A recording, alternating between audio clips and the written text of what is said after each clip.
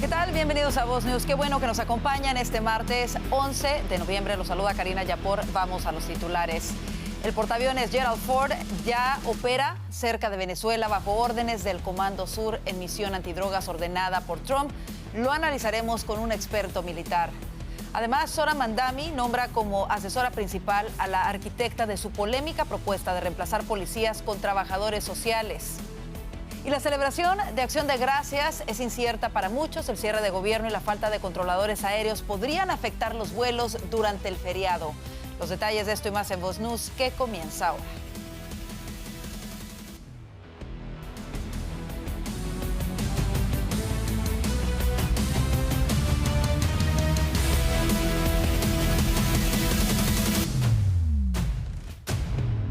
El grupo de portaaviones más poderoso del mundo ya se encuentra en la zona de responsabilidad del Comando Sur. Por otra parte, el presidente Trump dio hoy un emotivo discurso en el Día de los Veteranos, recordando que Estados Unidos siempre debe estar dispuesto a la guerra.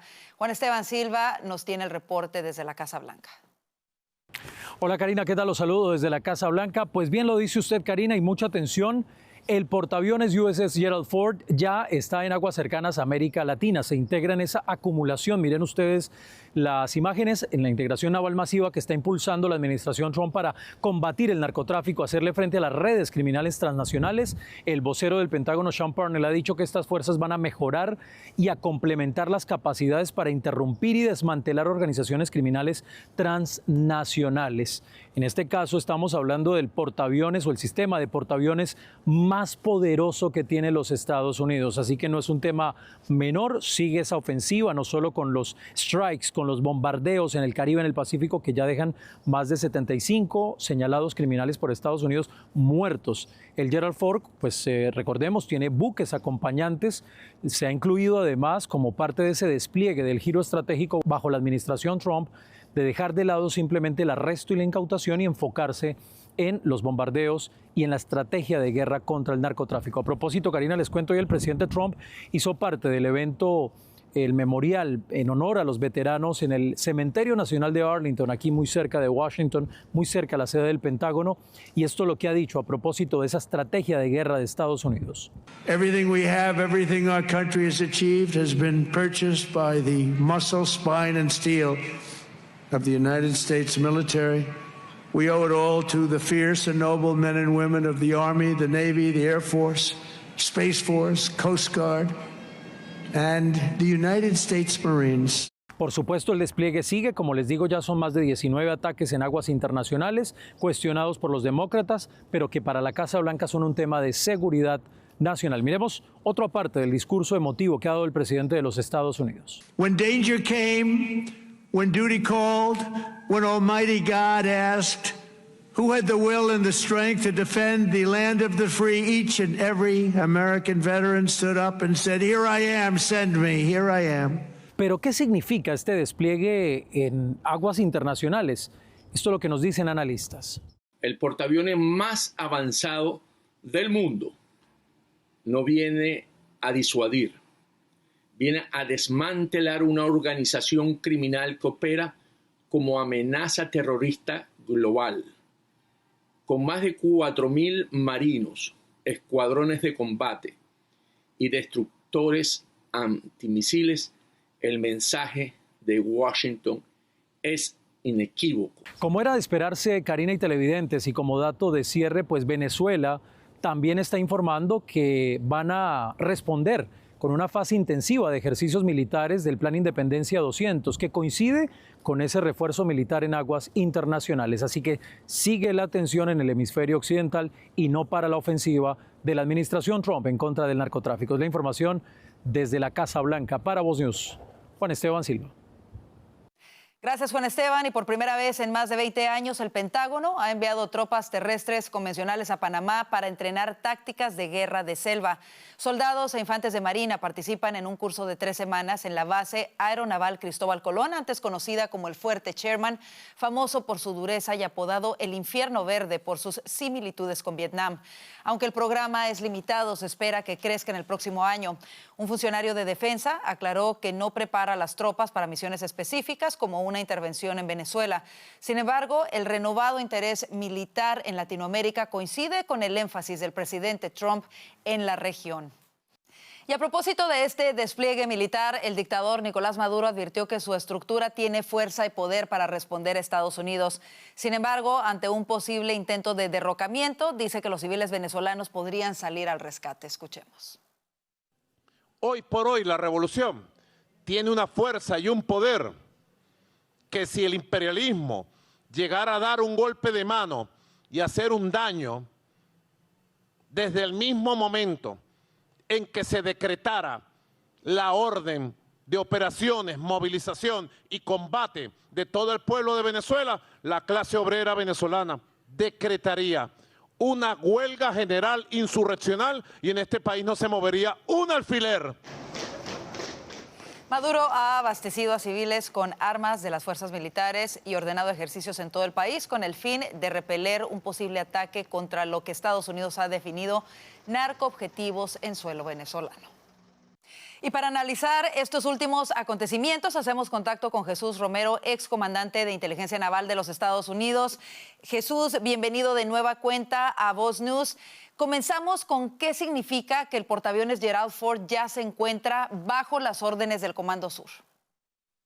Bueno, gracias por invitarme. Bueno, por supuesto, todo el mundo creo que ha estado con mucha ansiedad en espera del portaavión hacia el Teatro del Caribe. Hace un par de días atrás había mucha ansiedad por parte de analistas, críticos, expertos, quienes estaban diciendo que, bueno, que el portaavión todavía no había salido y que estaba localizado al oeste de Tánger. Pero en mi predicción yo había dicho de que el portaaviones iba a llegar más o menos para el día de hoy o para el final de esta semana, lo que coincide con la información de que el portaavión toma un par de días para poder llegar hasta este teatro. Por supuesto. Ahora, ¿por cuánto tiempo se quedará el portaaviones? ¿Qué papel juega en este despliegue militar de Estados Unidos en el Caribe para hacerle frente al narcoterrorismo en la región? Mira, esa es una pregunta importante, porque el portaaviones viene al Teatro del Caribe luego de haber cumplido aproximadamente unos 4 meses en el Teatro de Europa, en el Mediterráneo, y ahora lo vemos que ha transitado hacia el Caribe. Eso me dice a mí que es muy posible que el portaaviones esté o se vaya a quedar en el Teatro del Caribe por aproximadamente 2 meses. Eso quiere decir que el portaavión, debajo de su rotación normal, debería de regresar al puerto de Norfolk para las Navidades de este año. ¿Cuál podría ser el papel del portaaviones? Hemos hablado anteriormente en entrevistas anteriores de la capacidad que tiene, si no mal recuerdo, puede albergar hasta 75 aviones de combate. ¿Cuál podría ser el principal papel del Gerald Ford en aguas del Caribe, Jesús? Lo que trae estratégicamente, ¿cuál es realmente el valor de tener un portaavión en tu propio teatro? Eso quiere decir de que nosotros podemos llevar a cabo un ataque, una campaña aérea desde el mar. No necesitamos usar ningún tipo de pista en ninguna parte, no necesitamos utilizar Puerto Rico, Guantánamo o Trinidad y Tobago. Todo se hace orgánicamente desde el portaavión. Es la fuerza más grande que tiene y representa a los Estados Unidos. Y obviamente encima de esto tú le añades bombarderos estratégicos, tú le añades los drones MQ-9 Reapers. Los Estados Unidos cuenta ahora mismo en sus manos con todas las opciones necesarias para llevar a cabo cualquier tipo de acción, el cual lo llame el presidente. A la par de esto, llama la atención que se da a conocer que por primera vez en más de 20 años Estados Unidos envió tropas terrestres convencionales a Panamá para entrenar guerra de selva. ¿Qué significa esto? Bueno, yo he estado en ese fuerte, es el fuerte de Sherman, y yo tenía una oficina localizada ahí en ese fuerte hasta el día que la cerraron. Es importante notar de que los Estados Unidos por primera vez está llevando a cabo entrenamiento de selva en lo que es Panamá, y creo que eso muestra una gran cooperación entre estos dos países. Pero también recordemos que el uso de las instalaciones militares en gran parte en Puerto Rico también van ya más de 20 años de los cuales las tropas norteamericanas no han estado presentes de la manera de que están ahora mismo. Creo que se está recuperando un poco de la estrategia norteamericana debajo de la nueva defensa, debajo de la nueva estrategia de defensa 2025 del presidente Trump. Ahora, si hablamos de fases militares de una operación, ¿en cuánto se podrían dividir y en qué fase estaríamos actualmente en este operativo en el Caribe? Tú también estuviste recientemente en Puerto Rico. ¿Qué pudiste ver allá en cuanto a este despliegue militar de Estados Unidos? Bueno, tuve la suerte de ver un poco de más o menos la presencia norteamericana de las tropas en la isla de Puerto Rico. Definitivamente hay una gran presencia de la cual yo tengo muchísimos años que no veo, si no fuera porque yo fui al Golfo, a Bosnia u otros teatros de operación. Pero en términos reales, ¿qué es lo que significa y dónde estamos ahora mismo? Bueno, estamos ya en un área de conflicto porque se están llevando a cabo operaciones para neutralizar estas amenazas que representan estas narcolanchas. La presencia ahora y la incorporación del portaaviones Gerald Ford ya trae en sí una dimensión diferente, la cual se puede llevar a cabo operaciones día y noche para llevar a cabo una campaña aérea desde el mar hacia donde esté la amenaza. Eso es un gran cambio y ese es un factor del cual los Estados Unidos mantiene la capacidad operativa para llevarle el ataque a cualquier hora, cualquier día, si así lo desea el presidente. En ese sentido, escuchábamos al dictador Nicolás Maduro decir que su estructura tiene fuerza y poder para responder a Estados Unidos y que ante un posible intento de derrocamiento, los civiles venezolanos podrían salir a su rescate. ¿Qué opinas de ello, Jesús? Bueno, yo creo que en toda situación de conflicto hay que tener las cosas serias porque realmente se presenta como una amenaza. Yo creo que Nicolás Maduro lo que está tratando de transmitir es que ahora, como se siente un poco más apoderado porque tiene apoyo de los rusos, creo que está tratando de transmitir un mensaje de que como ahora tiene el apoyo militar y tal vez haya recibido armamento militar ruso, que ahora esté preparado para llevar a cabo un tipo de operación para contrarrestar lo que serían acciones militares por parte de los norteamericanos. Yo le diría a Nicolás Maduro que no está lo suficientemente preparado y que los Estados Unidos tienen la habilidad de pasarle por encima a sus sistemas de defensa en horas y días. Jesús, rápidamente, el día de hoy ha generado bastante polémica un mensaje publicado por el presidente de Ecuador, Daniel Noboa, diciendo que agradece la invitación de María Corina Machado y que la acompañará en Noruega. Sabemos que la ceremonia de entrega del Premio Nobel de la Paz será el próximo 10 de diciembre. Él dice, gracias María Corina por tu invitación personal para acompañarte en un día tan importante para nuestro continente. Será un honor estar contigo en Noruega. Y a su vez María Corina responde que será un día histórico para la democracia de la región. Cerramos con esto. ¿Qué crees que deja ver este mensaje? Bueno, pienso que es un acto y un gesto grandemente simbólico por parte de María Corina Machado. Creo que sigue siendo todavía, a pesar de todo, la voz de la esperanza y también concuerda con la estadía del portaaviones Gerald Ford en el Teatro del Caribe.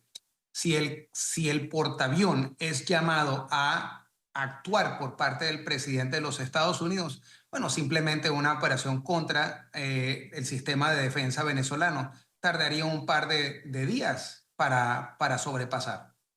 O sea que podría ser algo muy rápido si es que se da alguna orden para ello. Y es a lo que todo el mundo, por supuesto, estamos atentos. Jesús. Sería rápido y violento. Sería rápido y violento. Jesús, seguiremos muy al pendiente del desarrollo de este operativo. Gracias, como siempre, por estar con nosotros para hablar sobre este importante tema. Por supuesto, Karina. Gracias por tenerme. Y escuche esto, reemplazar a la policía por trabajadores sociales en ciertas llamadas al 911 es la propuesta más polémica del alcalde electo de Nueva York, Zoran Mandani. Detrás de esta iniciativa está Elle Bisgard Church, su asesora principal, recién reincorporada al Ayuntamiento de Nueva York. Graduada de Swarthmore y Columbia y afiliada a los Socialistas Democráticos de América, Bisgard Church diseñó el plan para crear un departamento de seguridad comunitaria que atienda emergencias no violentas, especialmente en el metro, con profesionales de salud mental. El proyecto, que costaría $1.100 millones, ha sido duramente criticado. Durante la campaña, Bisgard Church también lideró reuniones con la Organización de Demócratas Socialistas local y fue clave en la estrategia electoral de Mamdani. En entrevista reciente expresó su indignación por la falta de vivienda en la ciudad, calificándola como una decisión política y un fracaso moral. Y el proyecto de ley de financiación que pondría fin al cierre de gobierno federal se dirige ahora a la Cámara de Representantes para ser votado. Mientras tanto, el Partido Demócrata vive una crisis interna. Vanessa Vallejo nos tiene lo último. Vanessa.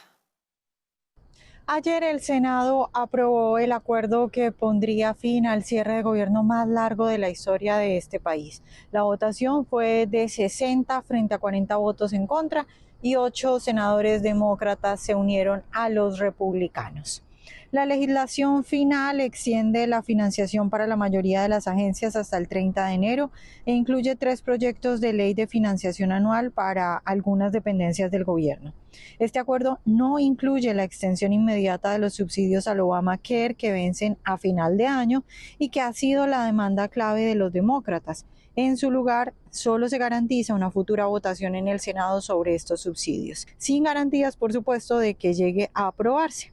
Veamos al líder de los demócratas en el Senado, el senador Chuck Schumer, en su discurso ayer antes de esta votación. People now see that premiums are about to skyrocket. They're terrified about how they're going to pay for their insurance. Democrats demanded that we find a way to fix this crisis and quickly, but Republicans have refused to move an inch. So I cannot support the Republican bill that's on the floor because it fails to do anything of substance to fix America's healthcare crisis. Pues Schumer enfrenta fuertes críticas. Al menos 6 congresistas demócratas han pedido su renuncia porque para ellos Schumer no tiene ya la capacidad de dirigir el partido. Entre las críticas están las de la congresista de Illinois, Delia Ramírez, el congresista de Massachusetts, Seth Moulton, y el congresista de California, Ro Khanna, quien dijo lo siguiente: el senador Schumer ya no es eficaz y debe ser reemplazado. Ahora este acuerdo va a la Cámara de Representantes y está en manos de los congresistas. Ayer el speaker Mike Johnson le pidió a los miembros de la Cámara que vuelvan lo más pronto posible e hizo un llamado a los demócratas. Veamos lo que dijo el speaker. My urgent plea of all my colleagues in the House, and that means every Democrat in the House, is to think carefully, pray, and finally do the right thing and help us to bring an end to the pain of the American people. This has gone on too long. Too many people have suffered, and it's long overdue. Pues los republicanos esperan que mañana en la noche ya se apruebe este proyecto de ley para tan pronto como sea posible enviarlo al escritorio del presidente Donald Trump y que sea firmado. Así nos vamos a la pausa comercial. ¿Están los sindicatos docentes priorizando la ideología sobre la educación y qué impacto tienen sus hijos? La coalición de padres estadounidenses lanza una alerta a las familias. Los detalles de esto y más al volver aquí a Voz News.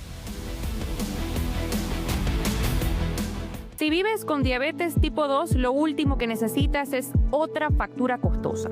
Con Voz Salud tienes atención médica ilimitada, laboratorios con descuento y medicamentos gratis, incluyendo insulina, para que puedas cuidar tu salud sin afectar tu bolsillo.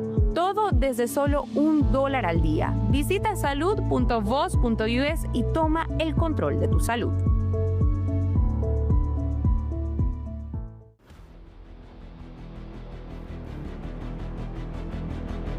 La celebración de Thanksgiving o Día de Acción de Gracias ya se acerca con la ausencia de algunos controladores aéreos por el cierre de gobierno, surge la pregunta de cuánto podría afectar la frecuencia de los vuelos para este festivo. Ante ello, el secretario de Transporte, Sean Duffy, aseguró que de abrirse pronto el gobierno es posible que no haya afectaciones en el tráfico aéreo. Escuchemos parte de lo que dijo. It depends on, are we going to have air traffic controllers come into work? And if we have the controllers showing up, I think we're going to be back to regular flight schedules again, I can't control the weather. You know that. I can't control if there's issues on aircraft that's mechanical, but with regard to controlling the airspace, we'll be up and running. I will say, I believe... Duffy se reunió en el aeropuerto central de Wisconsin, en Wausau, con un grupo de controladores aéreos ante la posibilidad de que el gobierno abra en los próximos días. Presta atención a esto, la coalición de padres estadounidenses, APC por sus siglas en inglés, está alertando a las familias sobre la influencia ideológica de los principales sindicatos docentes del país, la Federación Estadounidense de Maestros y la Asociación Nacional de Educación. Según la APC, estas organizaciones priorizan agendas radicales por encima del rendimiento académico, destinando cientos de millones de dólares a causas progresistas. Entre ellas destacan campañas contra la administración Trump, activismo climático, boicots en nombre de la diversidad e inclusión y oposición a un fallo de la Corte Suprema que respalda el derecho de los padres a proteger a sus hijos de contenido LGBTQ inapropiado. La alerta busca que los padres se mantengan vigilantes ante lo que consideran una politización del sistema educativo.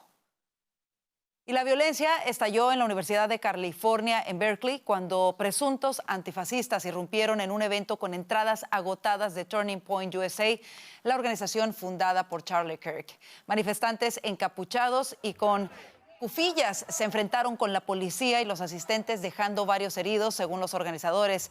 Las imágenes muestran a los agitadores intentando romper las barricadas policiales mientras el evento comenzaba. Mikey McCoy, jefe de personal de Turning Point USA, denunció en redes sociales que Antifa estaba amenazando a los asistentes. La policía arrestó a 2 personas, una por agresión, antes de que iniciara el acto.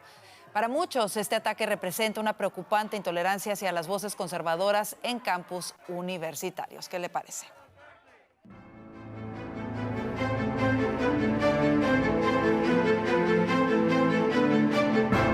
Rusia calificó hoy de ilegales e inaceptables los ataques de Estados Unidos contra narcolanchas en el Caribe procedentes de Venezuela, un país aliado de Moscú.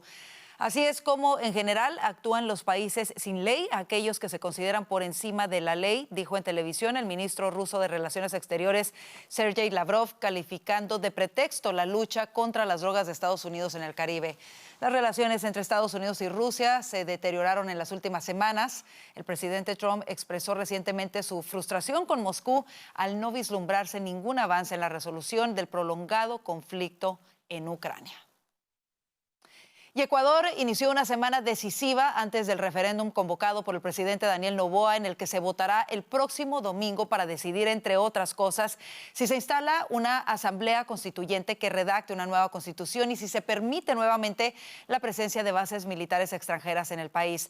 Además de la constituyente y de la eliminación de la prohibición de bases militares extranjeras en territorio nacional, los ecuatorianos votarán si están de acuerdo con reducir el número de asambleístas y suprimir la financiación estatal de los partidos políticos. Casi 14 millones de ecuatorianos podrán acudir a las urnas en las 24 provincias del país. A ellos se suman casi 500,000 de nacionales residentes en el exterior que también podrán ejercer su derecho según el Consejo Nacional Electoral del país. Y el gobierno de Claudia Sheinbaum anunció el refuerzo de la presencia militar y de instancias oficiales en el estado de Michoacán, en México, tras el asesinato de un alcalde que ha indignado a todo el país. Uno de los ejes fundamentales es el refuerzo de la presencia de militares y guardias nacionales, sumando 1,980 elementos más para llegar a 10,000 elementos de la defensa y 1,781 de la Marina Armada. Las fuerzas federales tendrán la misión de multiplicar las acciones destinadas a combatir el narcotráfico y la extorsión y detener criminales y, de ser necesario, implementar un operativo para bloquear el estado y evitar la fuga o el ingreso de células criminales, según lo anunciaron las autoridades federales. Y el presidente Donald Trump encabezó hoy en el Cementerio Nacional de Arlington la ceremonia oficial por el Día de los Veteranos en Estados Unidos.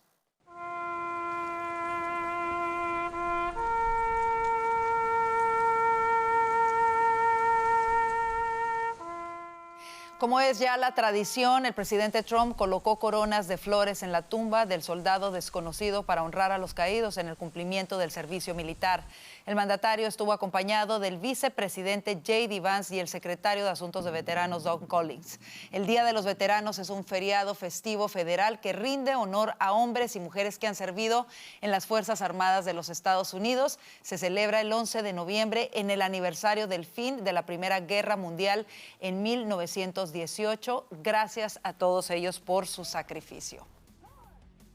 Así nos vamos a la pausa comercial. Quédese con nosotros. Ya vienen nuestros panelistas para hablar de lo que hace titulares hoy. Cuidar tu salud no debería ser algo imposible.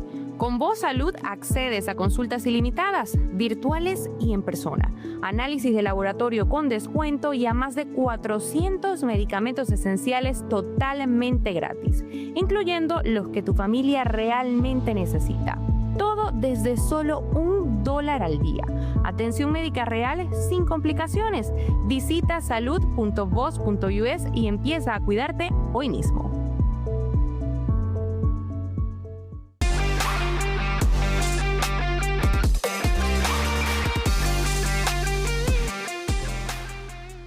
Como le informamos, el grupo de ataque del portaaviones Gerald Ford se incorporó hoy al operativo de la Marina de Estados Unidos contra el tráfico de drogas procedentes de Latinoamérica. Así lo informó el Comando Sur de Estados Unidos en un comunicado. Para analizar lo que esto representa, le damos la bienvenida a Vanessa Vallejo, analista político de Voz, Alfonso Aguilar, abogado y analista político de Voz desde Washington, D.C., y a Manuel Aguilera, analista político desde Florida.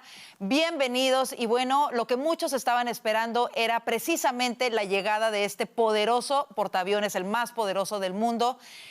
¿Qué mensaje manda el despliegue de este portaaviones USS Gerald Ford cerca de Venezuela sobre el compromiso de Estados Unidos con la seguridad hemisférica y con el hacerle frente al cártel de los soles? ¿Despeja algunas dudas de los escépticos en los últimos días? Comienzo contigo, Alfonso, ¿cómo lo ves?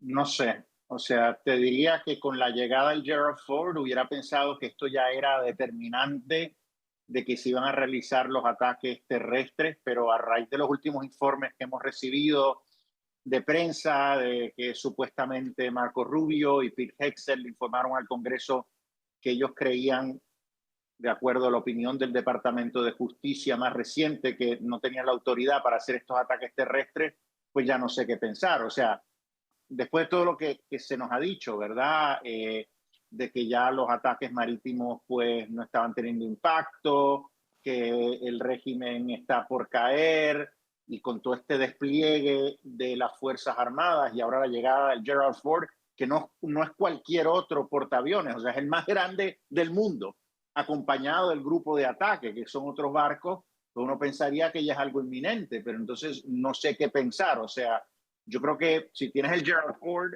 que estuvo involucrado ahora hace unos meses en los ataques a Irán, lo tienes en el Caribe, pues no me parece que es para sencillamente para que sea una vueltecita por el Caribe los 4.000 marinos que están en el barco, ¿verdad? Yo creo que es para atacar.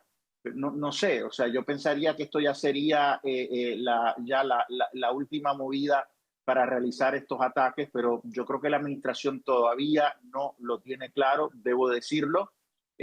Hace unas semanas pensábamos que ya era algo que se iba a hacer, pero yo creo que hay muchas dudas todavía. Yo creo que los ataques marítimos van a continuar, ya han sido 17, han muerto más de 76 personas, pero yo creo que, como el mismo presidente lo dijo, o sea, si esto es una batalla, si esto es una guerra, como ellos ya lo definieron, no internacional, contra carteles que son grupos terroristas, combatientes ilegales, hay que seguir. Y la guerra hay que darla en tierra. Yo sé que eso es controversial, pero eso es lo que se había dicho. Las expectativas ya se han creado. Claro. Eso es lo que estamos esperando. Manuel, ¿cómo lo ves tú? Y si dentro de todo este despliegue que ha montado Estados Unidos en el Caribe, existe la posibilidad de que no haya una acción contundente para terminar con la principal amenaza y el principal objetivo de este operativo, que hoy por hoy es el cártel de los soles y la narcodictadura de Nicolás Maduro en Venezuela. Como lo dice Alfonso, ha habido, al principio era el despliegue potente y poderoso, sigue siendo potente y poderoso. Sin embargo, ha habido dudas por lo que menciona Alfonso, que se comentó la semana pasada, puertas cerradas con los congresistas. ¿Cómo lo ves tú? O si crees que en realidad se van a llevar a cabo estos operativos y se va a terminar, como se había dicho en un inicio, con el cártel de los soles y la narcodictadura de Nicolás Maduro en Venezuela. Bueno, yo creo que esto tiene coherencia, el envío de este buque tiene coherencia con la política de la nueva administración frente a Venezuela. Yo creo que es lo más novedoso que se ha hecho en los últimos, bueno, la primera administración de Trump, toda la administración de Biden y lo que llevamos de la administración de Trump, creo que es lo más novedoso que se ha hecho frente a Venezuela. Me parece una política diferente, valiente, con una dirección clara, que es luchar contra los negocios ilegales amparados por la dictadura de Nicolás Maduro, y como tal se está enfrentando la amenaza de los narcotraficantes. Hasta ahora, y yo ahí discrepo a lo mejor en algunos métodos que se están utilizando, pero en la estrategia en sí me parece positiva, me parece que ya está dando frutos, me parece que el nerviosismo del régimen es evidente. Hemos visto informaciones sobre negociaciones, que ya hay propuestas, hay intercambio de posibilidades de que Maduro se vaya del poder. Ellos están temerosos, a pesar de lo que dijo Diosdado el otro día, de que era mentira lo de la posibilidad de una negociación. Yo creo que, insisto, tiene coherencia. Creo que lo de la invasión terrestre o ataque terrestre tendría, para seguir con esta coherencia, que está relacionado con la lucha contra el narcotráfico, es decir, que se iría contra algunas instalaciones logísticas o de producción de droga. Entonces pudiera ser que viéramos algo así complementario con los ataques marítimos. Claro. Pero yo creo que es pronto todavía para juzgarlo en toda la estrategia en general, pero claro, yo creo que hasta ahora puedo decir que es novedosa y que de alguna manera está dando frutos, y ese fruto es el nerviosismo que hay en el régimen, nunca antes visto. El día de hoy en específico llama la atención porque mientras el Comando Sur anuncia la llegada del Gerald Ford, también hay un mensaje por parte del presidente de Ecuador, Daniel Noboa, diciendo y agradeciendo a la líder de la oposición venezolana, María Corina Machado, por la invitación y que estará con ella en Noruega. Sabemos que la entrega del Premio Nobel de la Paz será el próximo 10 de diciembre. María Corina obviamente lo ganó este año y ella le responde y dice: será un día histórico para la democracia de la región. ¿Qué significa esto, Vanessa, y cómo lo ves? Justo en este mismo día en que se anuncia la llegada del Gerald Ford, se da también este mensaje. ¿Cómo lo interpretas? Pues siendo completamente honesta, yo creo que María Corina pues no sabe lo que va a pasar, pero ella está jugando a lo que están jugando muchas personas, o está apostando a lo que están apostando muchas personas, a tratar esto como ya un hecho, y a decir: yo sí voy a ir el 10 de diciembre, voy a estar allá en Noruega porque ya va a haber caído todo esto. Pero siendo completamente honesta, no creo que es que el presidente Trump ya la haya llamado y le haya dicho: no te preocupes que para el 10 de noviembre ya vamos a haber sacado a Maduro. Dicho eso, creo que digamos, es muy buena la estrategia. Entre más personas traten esto como que Maduro ya se ha ido, pues más presión hay, y es la estrategia que ella siempre ha, digamos, desplegado durante todo este tiempo.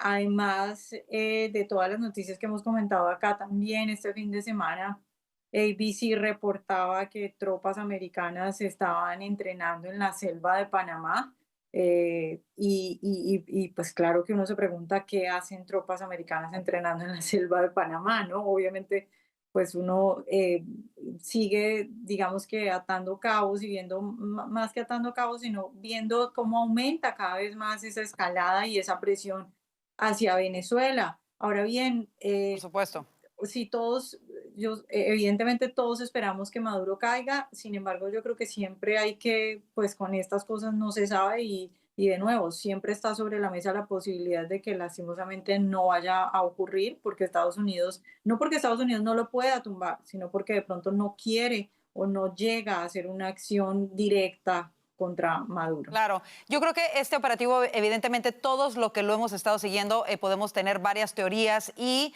reaccionamos dependiendo de la información que tenemos, pero en algún momento podría ser también parte de la estrategia de esta administración, hacer parecer que siempre no se va a dar una incursión, que siempre no va a haber esos ataques y de pronto sucedan, ¿no? Recordemos cuando sucedieron los ataques en contra de las bases nucleares de Irán. El presidente había dicho que lo iba a pensar tranquilamente por 2 semanas y en menos de 24 horas se dieron esos ataques específicos. Así que con esta administración del presidente Trump no se sabe, todo puede suceder. Veremos qué sucede en los próximos días. Vámonos rápidamente a este otro tema que está acaparando titulares, porque reemplazar a la policía por trabajadores sociales en ciertas llamadas al 911 es la propuesta más polémica del nuevo alcalde neoyorquino Zoran Mandami. ¿Qué riesgos representa para la seguridad ciudadana reemplazar a policías por trabajadores sociales en estas llamadas de emergencia, especialmente en zonas de alta criminalidad de Nueva York, como por ejemplo el metro? Comienzo contigo, Manuel. ¿Cómo ves esta propuesta? Bueno, pues es una ocurrencia, ¿no? Una ocurrencia más que provoca esta risa, ¿no? Yo creo que estamos en la época en la que no se le da valor a las profesiones, a los oficios, ¿no? Yo creo que ser policía no es una profesión cualquiera. Un policía tiene una formación en seguridad, en psicología, en muchas cosas que no puede tener cualquiera, ¿no? Entonces me parece una ocurrencia y me parece que debemos prepararnos, los analistas, para cada día analizar una ocurrencia nueva de este señor. Y diría más, yo creo que aunque se ha levantado mucha expectativa hacia la llegada a la alcaldía de este señor Mandani, creo que es un caramelo envenenado para el Partido Demócrata, porque al final es el líder demócrata más importante gestionando un gobierno, aunque sea local, aunque sea la ciudad de Nueva York, que es la ciudad probablemente más importante del mundo, y va a ser un escaparate, y todas estas ocurrencias quizás van a repercutir en la imagen del Partido Demócrata. Hablamos de Mandani todos los días y no hablamos de Newsom, por ejemplo. Yo creo que eso, claro, contra lo que pueda parecer, es una mala noticia para los demócratas. Claro, bueno, la policía de Houston estaba ofreciendo, bueno, el sindicato de policías de Houston le estaba ofreciendo a los policías de Nueva York que quisieran mudarse a la ciudad de Houston después de que ganó Zoran Mandami. Hay que ver si de por sí Nueva York ya tiene problemas de violencia y criminalidad. Mandami ya dijo también que no va a cooperar con ICE. Hay que ver cómo van a subir esos niveles de violencia en la ciudad. Ahora, ¿cómo influye la ideología de los socialistas demócratas de Estados Unidos o de América en estas propuestas? Y si tú crees que pueden replicarse en otras ciudades, Vanessa, ¿cómo lo ves? Sí, pues es esa idea de que el criminal hay que verlo como una víctima porque es víctima de esa sociedad que o no le ofreció los recursos necesarios o la educación necesaria o el tratamiento psicológico necesario, y que por lo tanto la solución primera no debe ser ni la fuerza, ni el castigo, ni las cárceles, sino ofrecer otro tipo de tratamientos. Que este tipo de experimentos y de propuestas, yo no sé si a un nivel importante, pero sí se han llevado a cabo en varias ciudades demócratas. No lo de reemplazar a la policía por trabajadores sociales, pero sí, por ejemplo, todos estos escándalos que hemos estado viendo de jueces que dejan salir a criminales y no se los ponen a hacer terapias ridículas en vez de estar pagando cárcel. Yo creo que hay ciertos casos en los que, muy contados, en los que esa teoría puede ser válida, pero lastimosamente manejar esos casos como la regla no funciona. Claro. No funciona porque las sociedades tienen que castigar a los que infringen la ley, a los que hacen daño a los demás, y para que la gente tenga miedo, para la gente que quiera hacer eso tenga miedo de hacerlo. Si no hay castigo, pues aumentan los incentivos para la gente Claro. mala para delinquir. Claro, desafortunadamente es así. Se estima que este programa podría costar $1,100 millones. Este nuevo Departamento de Seguridad Comunitaria, como lo quieren llamar. ¿Cómo lo ves, Alfonso? ¿Es esto realmente hace sentido en una ciudad que enfrenta una crisis de seguridad, pero también otras crisis como crisis de vivienda y otro tipo de prioridades que tiene esta ciudad? ¿Invertir $1,100 millones en este programa? Es una auténtica locura. Recordemos que el principal rol o obligación, deber del gobierno, del Estado, es garantizar la seguridad de sus ciudadanos. O sea que con esto le está dando la espalda a sus ciudadanos. Pero esta propuesta es consecuente con lo que propone la izquierda extrema en los Estados Unidos, de abolir la policía. Es un mensaje claramente antipolicía, porque ellos parten de la premisa que el crimen que se ve ya en las calles de Nueva York, violento, asesinatos, crímenes violentos con armas, se debe a la policía, se debe a que es un sistema sistemáticamente racista, inherentemente racista. Y como decía la congresista Alejandra Ocasio-Cortez, ella decía que los centros urbanos sin la policía serían pacíficos como los suburbios. Eso es lo que ella argumenta, porque la policía es racista y va a perseguir a las personas de color y entonces promueven el crimen. Eso es lo que ellos piensan, eso es lo que piensa Mamdani. Se van a dar cuenta rápidamente, si él llega a implantar este tipo de política, que el crimen va a continuar, y no solo va a continuar, sino que va a aumentar, y va a aumentar en contra de los ciudadanos que pertenecen a grupos minoritarios. Es una auténtica locura, pero este hombre, bueno, ayer estábamos hablando de los autobuses rápidos y gratis. Ahora, pues espero que pueda implantar los autobuses rápidos y gratis, porque la gente, cuando aumente el crimen, se va a montar en esos autobuses rápidamente para salir de la ciudad. Esa es la realidad. O sea, esto es terrible. Un caos. O sea, estamos hablando de lo que vamos a ver en Nueva York, es literalmente caos, y me da mucha pena porque, como bien decía Manuel, esta es quizás la principal ciudad de los Estados Unidos y del mundo. Así es. Es una pena. Terrible. Con eso nos vamos a la pausa comercial. Quédese con nosotros, ya volvemos con más del panel de voces. Cuidar tu corazón no tiene que costarte una fortuna. Con Voz Salud tienes consultas médicas ilimitadas, análisis de laboratorio con descuento y más de 400 medicamentos, incluyendo los que controlan la presión arterial y el colesterol, totalmente gratis. Todo desde solo $1 al día. Visita salud.voz.us y cuida tu corazón sin estrés.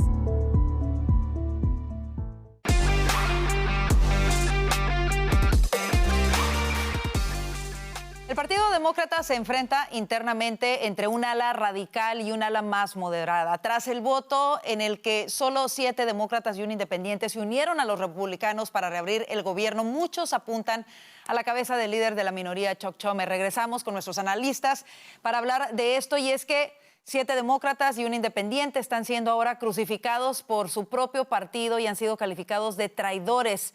La pregunta es, ¿hubo traición o sentido común? Y si son los radicales más ahora en el Partido Demócrata. Comienzo contigo, Manuel, ¿cómo lo ves? Hombre, yo creo que los políticos fundamentalmente están para servir a los ciudadanos, ¿no? Y era inaceptable alargar durante más días el cierre del gobierno, con lo cual yo aplaudo la decisión de estos congresistas demócratas, que me parecen más que unos traidores, unos valientes, que dan una lección a sus compañeros de que en algún momento hay que dejar el partidismo y negociar para aprobar algo que beneficia finalmente a los ciudadanos. Así que si esto es una muestra de radicalismo contra la polarización, es posible. Yo creo que asistimos a una época muy polarizante y no excluyo a los republicanos ahí. También ellos tendrán su crítica en este tema, pero bueno, estas 7 personas creo que han hecho lo que tenían que hacer y bueno, nos muestra, es verdad que la cantidad de almas que hay en el Partido Demócrata, y que de aquí a las próximas presidenciales deberían definir qué Partido Demócrata o qué candidato vamos a poder elegir dentro de 3 años, ¿no? Claro. Ahora, al menos 6 demócratas del Congreso han pedido ya el reemplazo de Chuck Schumer como líder de la minoría demócrata en el Senado. ¿Es Chuck Schumer el problema del partido? Vanessa, ¿cómo lo ves? En cierta medida sí, o sea, yo tampoco voy a defender a Schumer. Evidentemente él no evidentemente él sacó un libro y ni siquiera pudo hacer su gira. Pues ya está bastante mayor y la gente quiere líderes un poco más jóvenes y con más energía, pero además es que esta vez lo que ha mostrado es que no era capaz de frenar al ala más izquierdista de su partido. Obviamente Alexandria Ocasio-Cortez, pero también una cosa que a mí me asombra mucho es que Chuck Schumer es judío y nunca fue capaz de decir nada acerca de Mamdani, el primer alcalde musulmán de Nueva York, que no es porque sea musulmán, sino porque tiene suficientes declaraciones como para que Schumer, un judío, diga y lo encarara, y nunca fue capaz, ni siquiera el día de la votación, cuando le preguntaron por quién había votado, fue capaz de decir absolutamente nada. Entonces es un hombre que no es capaz de encarar a los más extremos de su partido y en ese sentido pues es culpable. Entonces yo creo que el Partido Demócrata pues está teniendo una crisis de identidad. En este momento son género fluido y tienen que buscar a ver qué van a escoger porque no saben, tienen una crisis de identidad muy fuerte. Bueno, Dick Durbin fue uno de los que dijo que no apoyaba la posición de sus colegas y él dejó claro que los marcaba como responsables del cierre de gobierno. ¿Se cayó la narrativa de que era responsabilidad de los republicanos, Alfonso? Oh, sí, definitivamente. Yo ahí difiero con Manuel. Yo no creo que estos senadores, con la excepción de mi senador favorito, Fetterman, el senador demócrata favorito, fueron valientes. Es básicamente el mismo acuerdo que los republicanos le propusieron desde el primer día y no lo aceptaron. Lo que pasa es que cuando ya se empiezan a ver las consecuencias del cierre, el caos en los aeropuertos, la gente que no recibe los beneficios alimentarios básicos, pues obviamente tienen que hacer algo. Entonces, yo creo que podían haber votado hace 40 días y nos hubiéramos ahorrado este dolor de cabeza. Nuevamente, con la excepción del senador Fetterman, que debo decir que fue consecuente, incluso consecuente también con lo de Israel que mencionaba Vanessa. Mira, difiero también con Vanessa. Yo no creo que ellos son de fluidos en términos de identidad.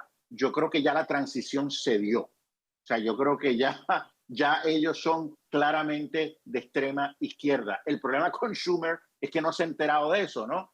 Entonces él quiere mantenerse como portavoz de un partido que ya no es su partido. Escuchábamos a Sanders diciendo pues que ya Schumer representa el establishment, que no representa el partido, y yo creo que después de la victoria de Mamdani ellos se sienten que la izquierda ya domina el partido y que Schumer se tiene que echar a un lado. Por eso hemos escuchado a tantas voces ya diciendo que Schumer se tiene que echar a un lado.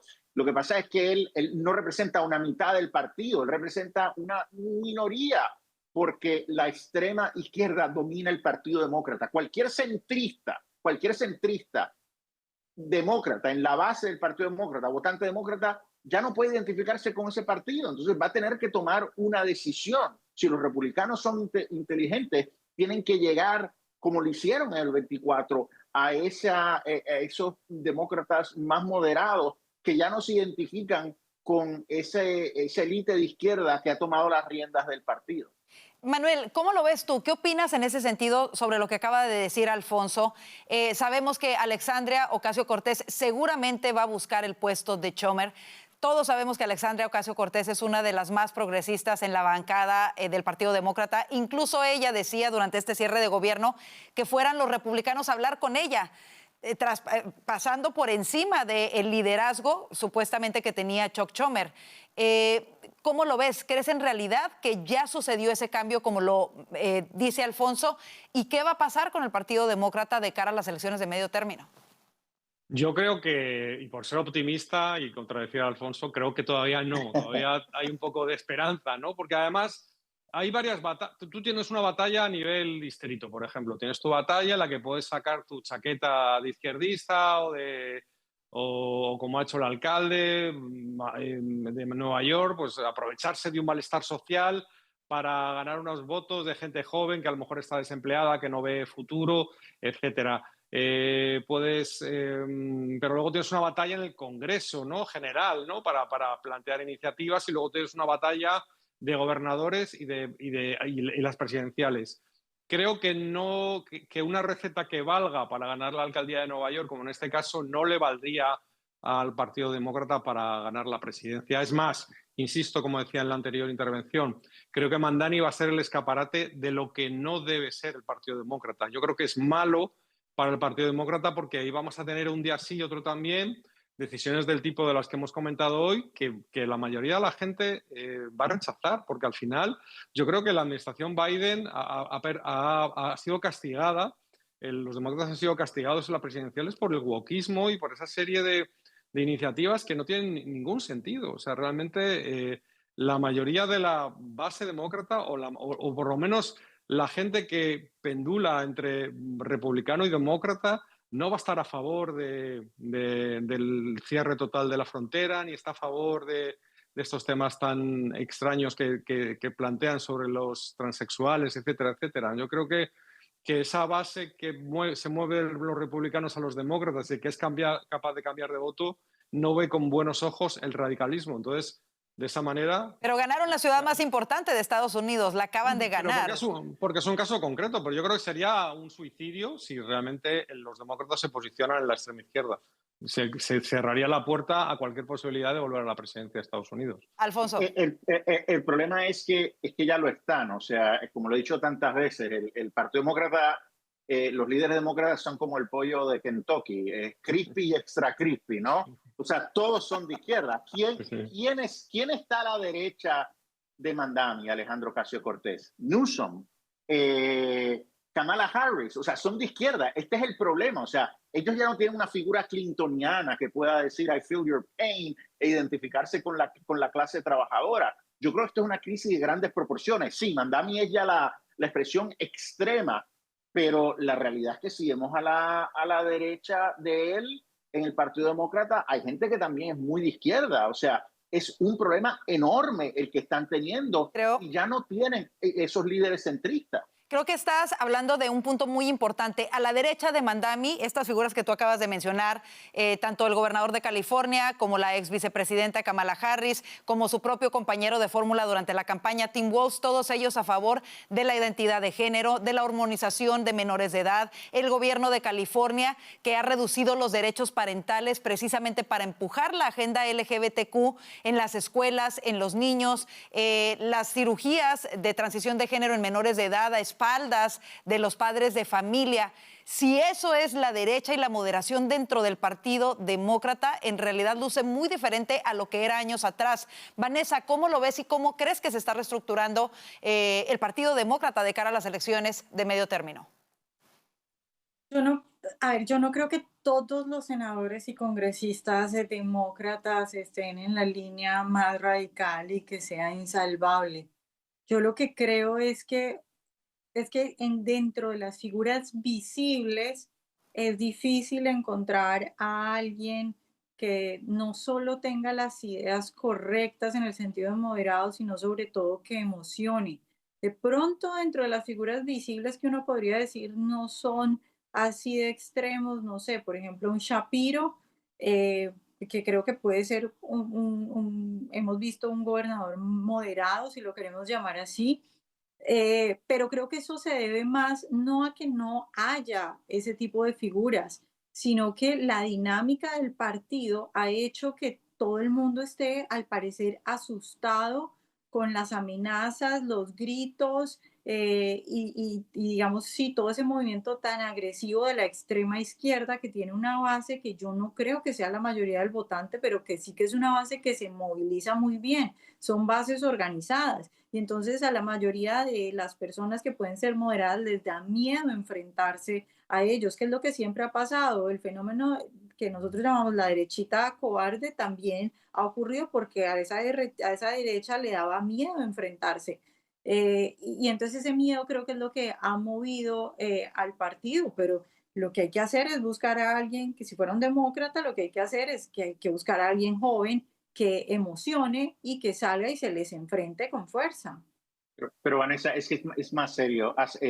Al principio de este Congreso, en la Cámara se presentó un proyecto para prohibir el que niños trans participaran de deportes de niñas, entraran en los espacios de niños. Pasó la Cámara solo con 2 votos demócratas y en el Senado no pudieron recibir ni uno para llevarlo a votación. Esto es una crisis generalizada y yo no creo que, si es verdad que hay algunos centristas, pues podían haber salido a votar por algo tan básico y de sentido común, pero no sucedió. Y no creo que sea meramente por presión de grupos de interés de extrema izquierda. Es que el partido se ha tomado este Kool-Aid de extrema izquierda y son incapaces de reaccionar. Muy buen ejemplo, un ejemplo contundente. Se nos terminó el tiempo, creo que también habrá que ver para las elecciones de medio término si la gente vota a favor de los demócratas porque creen en esta nueva posición del Partido Demócrata o simplemente por votar en contra del presidente Trump, que me parece que ese también va a ser un asunto clave para las elecciones de medio término. Gracias, como siempre, un gustazo tenerlos con nosotros en el panel de Voz News, Alfonso Aguilar, Vanessa Vallejo y Manuela Aguilera. Y gracias a usted por su confianza. Los invitamos a hacernos llegar sus comentarios sobre todos estos temas a través de nuestras redes sociales. Aparecen aquí en pantalla y muy importante, suscríbase a nuestro canal de YouTube. Nos encuentra como @VozMedia. Que tenga excelente noche y si Dios lo permite, les esperamos mañana. Bendiciones.